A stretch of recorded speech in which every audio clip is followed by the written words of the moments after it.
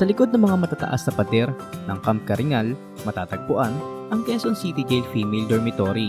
Sa unang tingin, ito ay simbolo ng pagkakakulong, ngunit sa loob, isang programa ang nagbibigay ng panibagong pag-asa sa mga persons deprived of liberty o PDL. Magandang umaga po sa lahat ng ating mga tagapakinig. Ako po si Jail Chief Inspector Lorvina Abrazado, ang ating warden ng Quezon City Jail Female Dormitory ng BJMP NCR. Dito sa ating Quezon City Jail Female Dormitory, meron tayong tinatawag na No Woman Left Behind program sa pangunguna ni Mayor Joy Belmonte.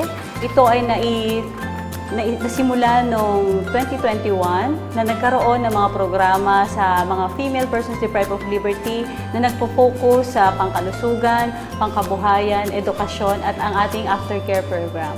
Bilang bahagi ng kanilang livelihood programs, marami tayong produkto na pinoproduce. Ang nangunguna sa aming produkto ang handmade na mga bags, handmade na mga stuffed toys, mga reusable sanitary napkins, mga basahan, mga pencil case, iba't ibang produkto na ibinibenta natin para makatulong sa ating mga PDL. Sa tulong ni Chief Inspector Lorvina Abrazado ng Quezon City Jail Female Dormitory, unting-unting naitaguyod ang isang programang nagbibigay pag-asa sa mga babaeng PDL. Sa ilalim nito, natuto silang gumawa ng iba't ibang handicrafts. At bukod pa rito, may iba pang programang bahagi ng kanilang rehabilitation. Kabilang dito ang salon services, housekeeping training, barista skills at aquaponics para sa food security. Dahil ang Quezon City, marami tayong hotels. Meron tayo ngayong binibigay na basic housekeeping skills training. Tautuwang natin dito ang Park Inn by Radisson Hotel at ang ating SSDD. Meron din tayong barista course na training para sa ating mga PDL. Nag-aaral sila sa ating Cup of Joy. Dahil napakarami at uso ngayon ang coffee business. Partner naman natin sa ating aquaponics ang BFAR NCR kung saan tinuturuan natin ang mga PDL na magtanim at mag-alaga ng mga hito, tilapia. Ito po ay dagdag sa ating food security at binibigay natin ang produce nito sa ating mga senior citizens. Ano po ang mga reaksyon ng mga PDL mismo sa pagkakaroon po ng ganitong gawain? Ang ating mga PDL, unang-una, na nagkakaroon sila ng productive time habang nakakulong. Hindi sila basta-basta lang na nakakulong, nakalagat sa kulungan. May ginagawa sila sa maghapon. Nagkakaroon din sila ng healing process sa pamamagitan ng pagke-create ng something na out of their own hands. Isa itong part ng rehabilitation natin para sa ating mga female detainees. At the same time, kumikita rin sila habang nakakulong. Ang pagiging ina ng ating mga PDL ay hindi natatapos kahit na sila ay nakakulong. Sila po ay responsableng magulang pa rin sa kanilang mga anak.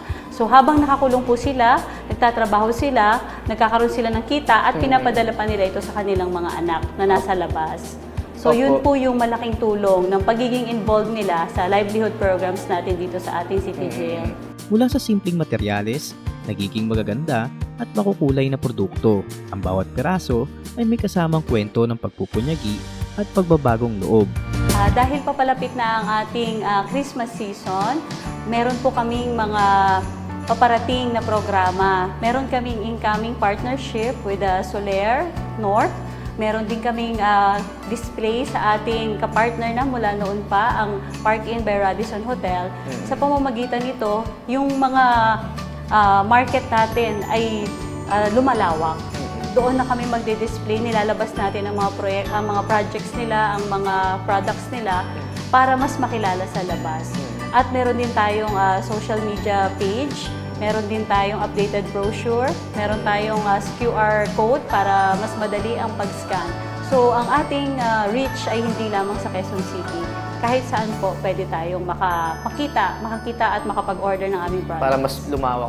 Opo. At meron din tayong online payment. Sa pamamagitan ng pagbili ng mga produktong ito, hindi lamang simpleng gamit ang inyong nadadala pa uwi, kundi bahagi rin kayo ng pagbibigay ng pangalawang pagkakataon sa ating mga kapwa. Para sa ating mga Q citizens, kami po ay lubos-puso nagpapasalamat sa pangunguna po ni Mayor Joy Belmonte na laging nakasuporta sa lahat ng programang pangrehabilitasyon dito sa Quezon City Jail Female Dormitory. Asahan po ninyo na gagawin namin ang aming lahat ng makakaya para tulungang makabangon muli ang ating mga kababayan dito sa Quezon City Jail Female Dormitory. On behalf po ng BJMP Quezon City, kami ay lubos na nagpapasalamat sa ating mahal na konsihal, Tatay Rani Ludovica, ang ating chairperson ng Public Order and Security sa kanyang napakalaking suporta sa ating mga female persons deprived of liberty.